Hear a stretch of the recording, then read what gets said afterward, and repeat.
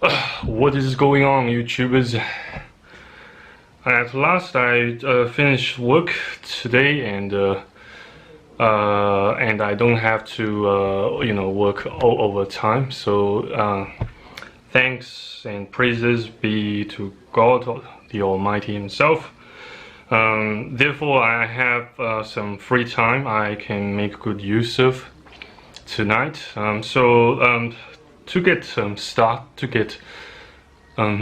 started, I would like to to resume my previous session with reading the book The Millionaire Fastlane here.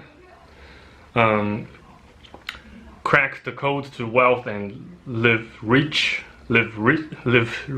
for a lifetime. So last time, due to the session before my previous session, due to my my hard disks crash, and due to its insufficient space, due to my failure to notice that it was running out of space, and the filming got abruptly interrupted, and therefore rendering the filming data unsalvageable. So I have to to film to film another session. So yes, but still, yes, God has granted me this another opportunity to do a reading, to do another proper reading and review session for for this book. And yes, I feel quite grateful for that. So without further ado, let us resume reading this book. So The Millionaire Fastlane, crack the code to wealth and live rich for a lifetime. Chapter or Fastlane 19, Part 2. Seedling. Number 3. Content systems. Passivity grade B+. Content systems are systems of information. That information can be fused to a variety of other systems, like the internet and physical distribution systems. This book is a content system that I can effectively move through other channels, like the internet or a book distributor. In the old days of wealth, striking it rich via content meant you had to be a newspaper mogul, magazine publisher, or successful author, control the press, distribute content. Information, like software, often has ease of replication. I can print 10 million of these books. I will never own 10 million pieces of real estate, nor do I have any desire, like their software counterparts. Some of the richest people on the planet are successful authors. So I bet you guys certainly don't desire to own 10 millions of real estate either, or do you? Since it's it can exhaust you, it can burn you out to own that many number of real estates all at the same time. And even with even with a bunch of counselors, a bunch of financial advisors, it can still make it an extremely daunting task to accomplish. So yeah, so the author here makes a good point, and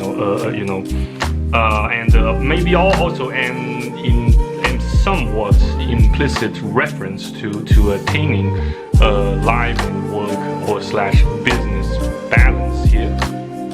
So yeah. Furthermore, it reads,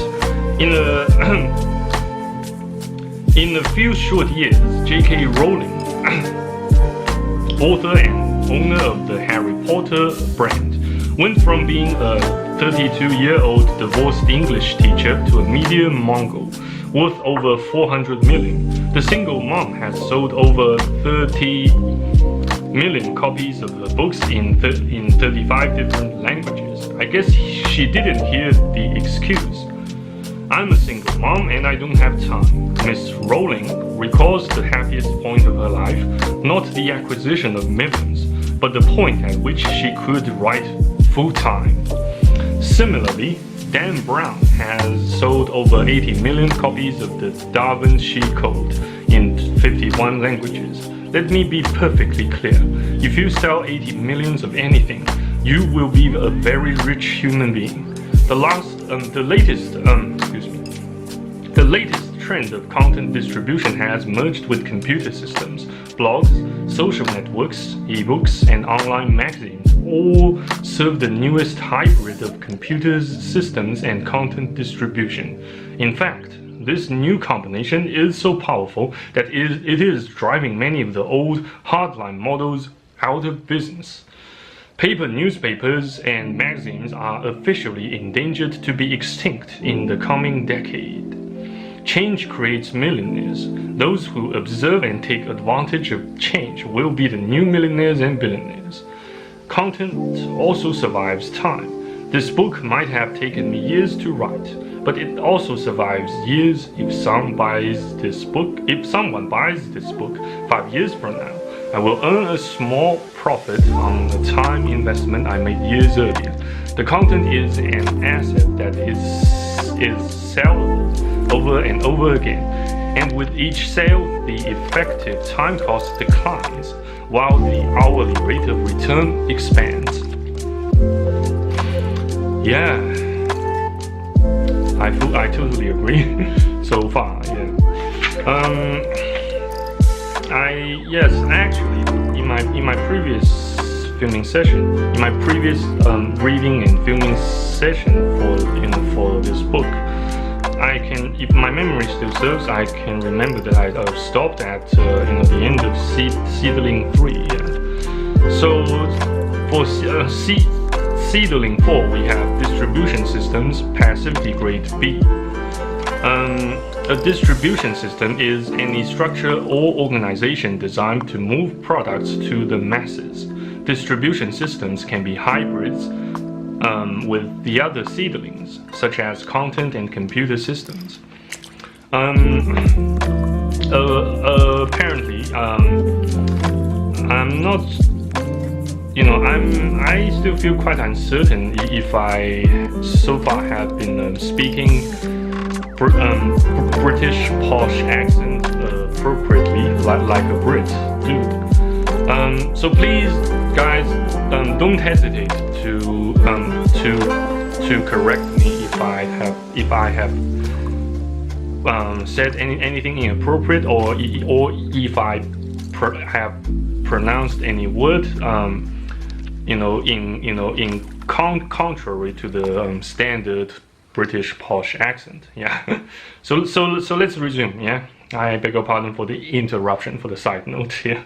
So yeah, let's resume. If you invent and manufacture a new product and sell it on QVC, you maybe the author here meant probably something like the Queen Strand arcade back in Sydney or Australia. I'm not sure, but somehow QVC, these abbreviations seems quite familiar to me somehow. Yeah.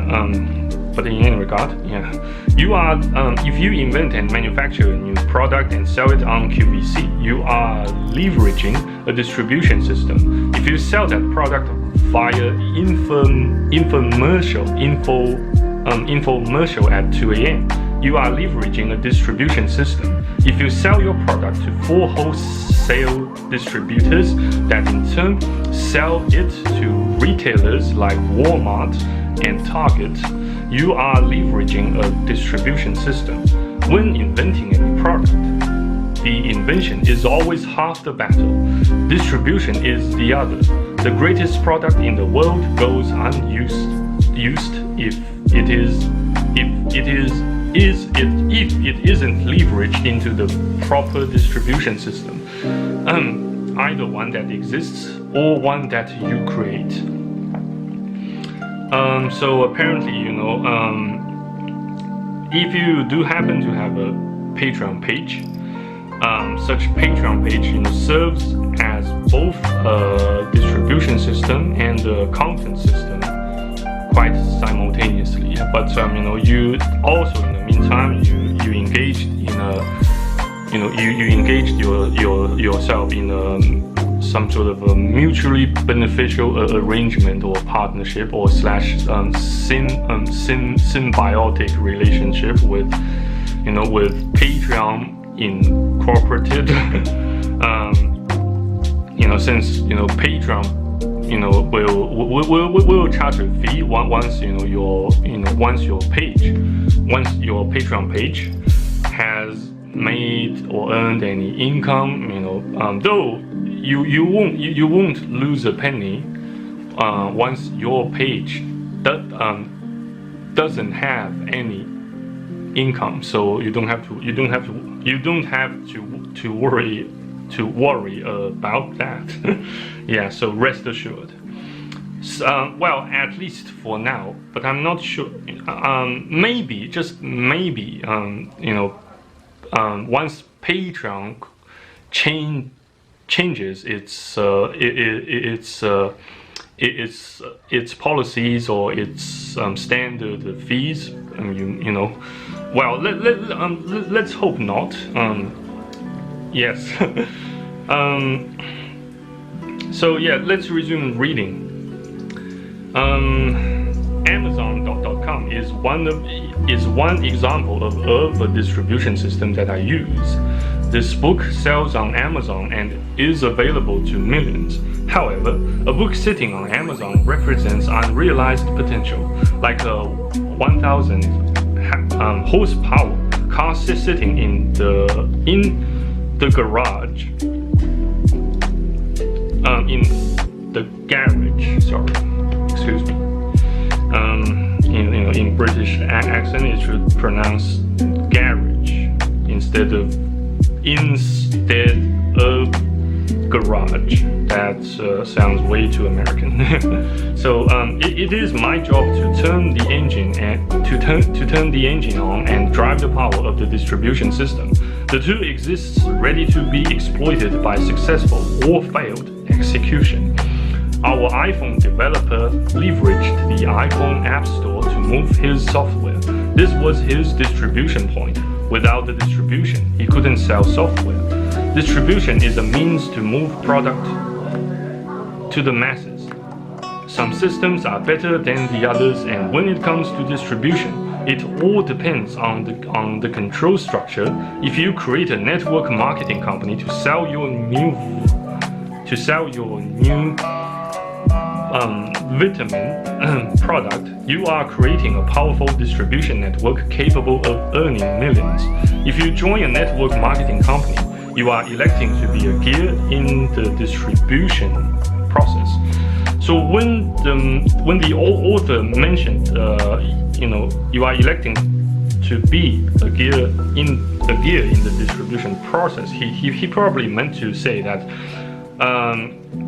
he would rather not recommend joining a network marketing company, since number one, you will have a much lesser or much lower profit margin once you do so, since in a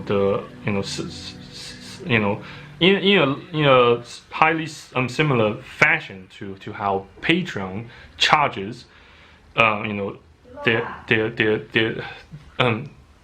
their creators. Distribution is a means to move product to the masses.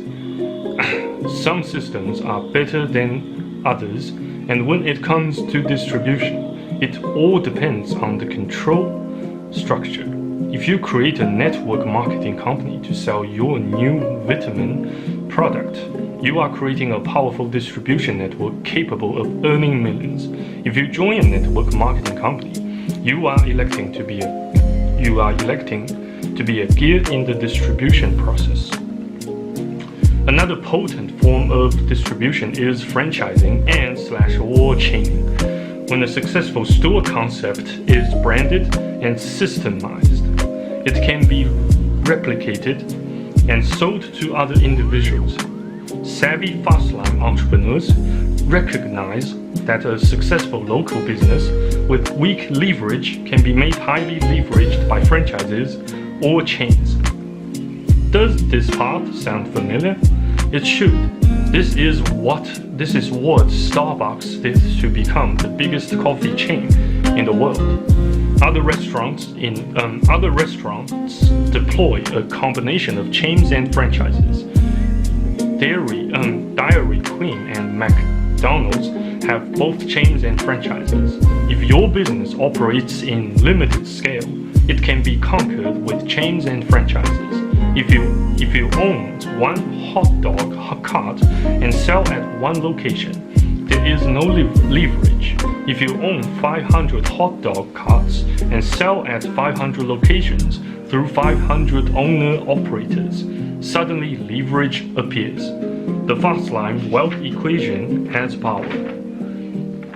And then, last but not least for this chapter, we have seedling number 5, human resource systems, passivity grade C. So, as expected, the author rated the human resource systems the lowest grade.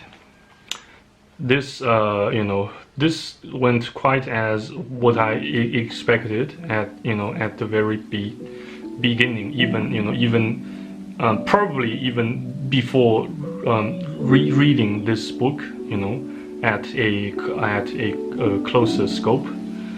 Since I read the book series Rich Dad and Poor Dad by Robert Kiyosaki much earlier, though I also plan to read the whole series again sometime, at some other time on some other days, since I might be able to salvage something new from by reading the book series over again. Who knows? Yeah. So Amazon.com is a distribution system backboned by a computer system and operated by a human resource system. Human resource systems are the most expensive and complicated to run. Humans are unpredictable, expensive, and difficult to control. Ask anyone with a company that relies on employees how challenging it is to keep employees happy. I came to the employee crossroads with my own company. I had to either suffer internet technology obsolescence or hire 2 more people to scale my company to the next level. Since my business was already 80% passive, I knew that adding employees would erode the passivity of my business because employees need management. At a certain level, even managers need managers. Yeah, definitely. You bet. The other alternatives were to keep my company on autopilot and watch it slowly degrade over the years. Web companies need to be constantly reinvented, digging in and return to startup mode, long hours in Chuma mode, or sell it. After evaluating the options, I choose to sell. In my case, human resource additions would have subtracted to passivity, not added. While I would have made more money hiring more people, I wasn't willing to forego my free time for it. A year after I sold my company, I examined the possibility of a parking business near the airport. Local travelers to the Phoenix airport could valet park their car in a neighboring parking lot and get chauffeured. I'm not sure if I pronounced the word correctly here. Never mind. I'll just pronounce it chauffeur for now to the airport in general. This was a rental system. People would pay to park their car and would earn a daily fee for each parked car. It had internet-like qualities. It ran 24/7 and generated income with the simple passage of time. It was a great idea with high potential for passivity. I found land for sale near the airport and it was perfect. I started to run numbers, projections and scenarios to see how I could make this business a reality. The numbers uncovered something important. While the business model was truly a rental system, the operation itself was a human resource system. To make this idea a successful business, it would have required at least 24 people on payroll at all times. That stopped me cold, and I didn't pursue it further. I wasn't willing to risk trading passivity for a human resource system that is unpredictable and difficult to manage. A member of the Fastlane community owns a few self-storage facilities. Her business is a rental system. People pay money to store their junk and she receives monthly income. You'd assume that her facility is run by human resource system, managers, property assistants, but it isn't. Her properties have automated kiosks.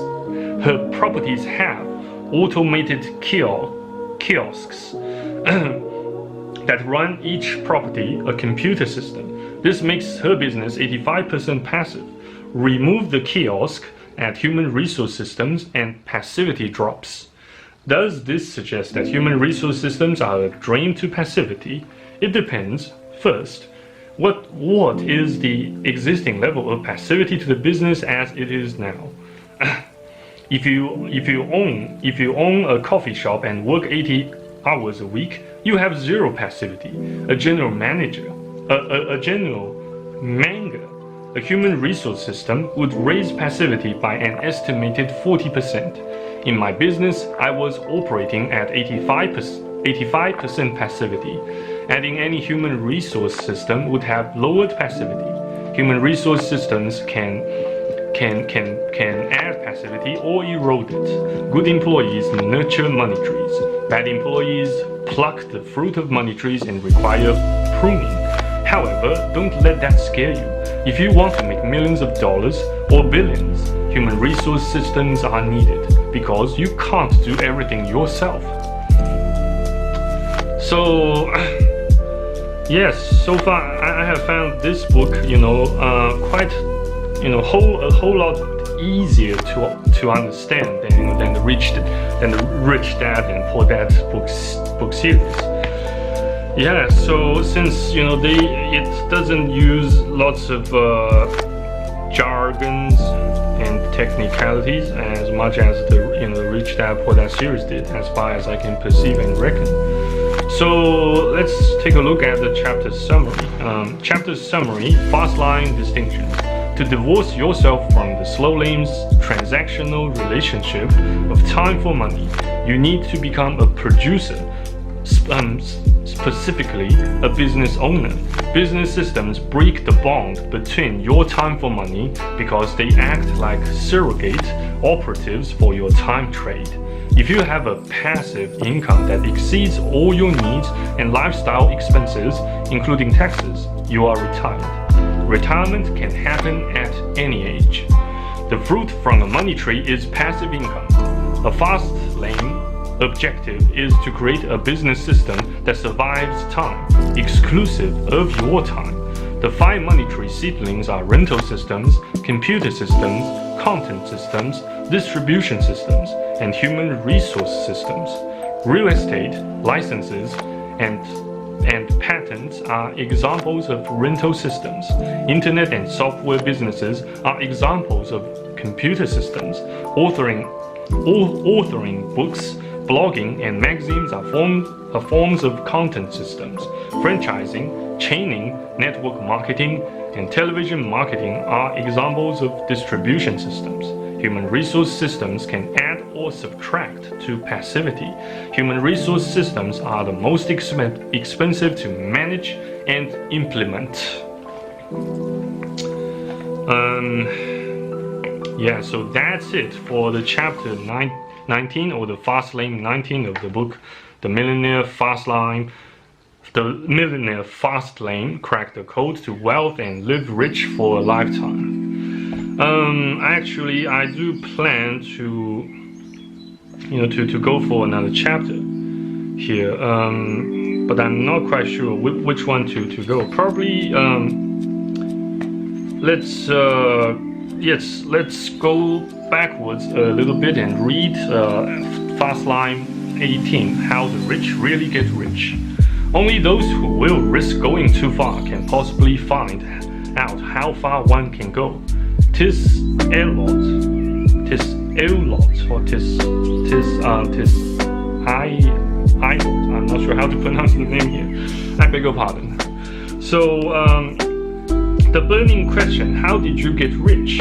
Drive any car that costs more than people's homes, and strangers will accost you with the question: what do you do for a living? This seemingly innocuous question fronts for the real question burning inside: how did you get rich? People want to know the road I have taken, so that they can assess their likelihood to travel the same road. When I prompt for a guess, the answers are typical: athlete, actor, a spoiled brat endowed by rich parents, a lottery winner. These speculative answers unmask the reality behind people's perceptions. To get rich, you have to get famous, inherit money, or win money. That's what I thought, until I met that stranger in his Lamborghini so many years ago. So, the Fastlane wealth equation: living wealthy in youthful exuberance has to shatter the myth of get rich quick. If you are 30 years old and worth millions, and you aren't famous or rich via inheritance, you dirty all fabrics of normality. Excuse me. We can't have that. Now can we? Once again, the secret is unmasked in the universal language of mathematics. The secret is to divorce yourself from the ugly and obese slow lane equation, also known as ULL, and trade up to the smoking hot blonde, the fast equation, CUL. Wealth equals net profit plus asset value. To be absolutely honest, I haven't seen this equation. It's actually my first time seeing this. But yes, it's actually my very first time mentioning, that I haven't seen this. So I haven't seen such equation before I filmed this filming session. Actually, before I filmed this filming session, and quite a long time before I got my hands on the printed version of this book, I might have probably read this paragraph and have seen such equation for a number of times, in the toilet, while I took it down. So,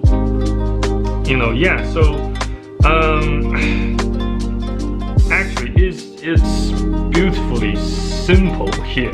Wealth equals net profit plus asset value. But so far, I don't suppose I have such kind of wealth mentioned by the equation here, since I have a bit of a net profit, but I don't suppose I have any asset at the moment. And since I don't know how to convert, things my old man left me with to cash. I can't just cash them in or cash them out. So let's proceed. Underneath this equation lies the true power of the fast lane and how to build wealth fast. Its variables are controllable and unlimited. If you can control variables inherent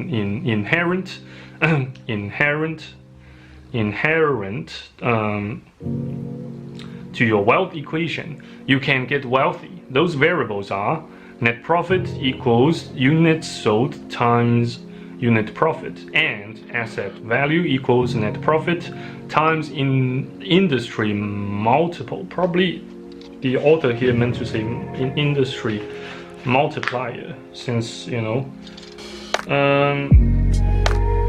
well, actually, in the following text of this particular chapter, this paragraph here actually does not contradict the following, since I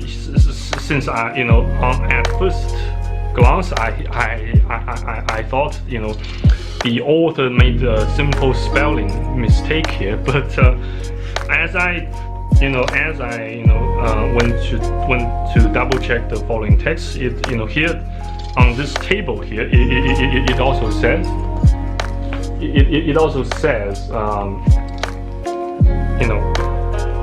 says below is a list of average multiples per respective industry instead of industry multipliers. So I don't know why the author here did not say multiplier instead of industry multiple. So it's quite strange here. I got quite perplexed by this.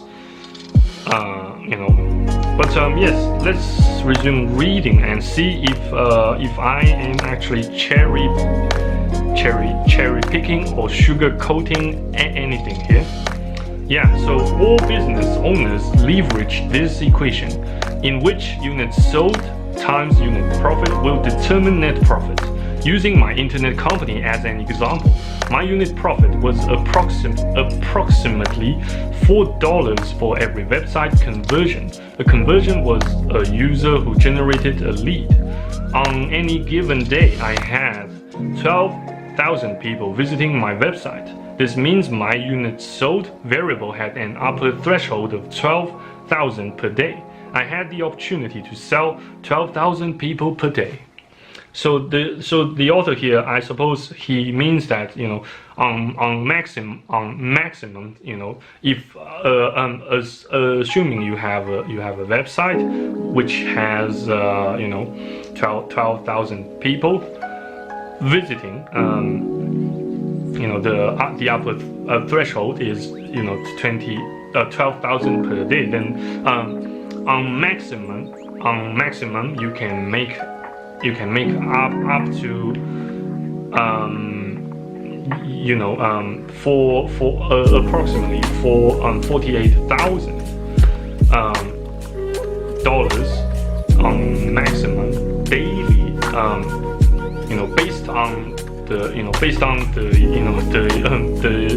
units, the maximal units you could potentially sell,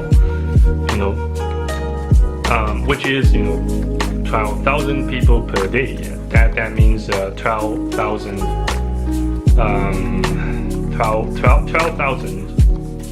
leads, in total. So that's my understanding. But yes, I can be wrong. So just don't take my word for it. Just read the book. Make sure that you read the book, you double check, you triple check, you quadruple check over and over again, and chew on what the author here is trying to say, to make sure that you understand it, and find yourself some time to try and implement these ideas by experimenting with these ideas, and by integrating these techniques the book has mentioned into your own business undertakings or business systems or business entities. See what might happen. That's how I perceive we should examine whether the author here has told the truth / the red pills or otherwise. Yeah, so let's resume. Let's compare this variable to the slow lime's counterpart of hours worked under my wealth equation. My upper limit of wealth is units sold and currently stood at 12,000. Of course, 100 conversion is unreasonable, and converting all 12,000 is unlikely. Likewise, in the slow lane, the unreasonable upper limit is 24 because there are only 24 hours in a day. Logically, the real upper limit is 8 to 12 hours per day. Yes, obviously we can't work 24 hours a day, can we? As human beings, we can't. Maybe for machines, yes. Even you know. Well, I would rather not mention it, but you know, you get the idea. And what is going to make you rich? An upper limit of exposure to 12,000 people per day, or maximizing your hours worked in the day. That's 12,000 versus 24. No contest. I get rich and the slow laners get sold.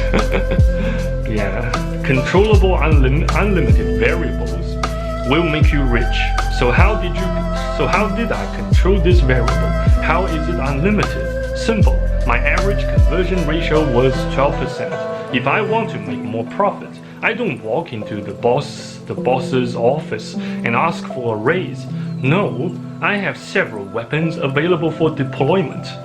So let's see what sort of weapons the author suppose he can wield and use and deploy. So number 1, raise units sold by increasing conversion ratio. A 1% increase from 12% to 30% would give me an instant raise of about $480 per day.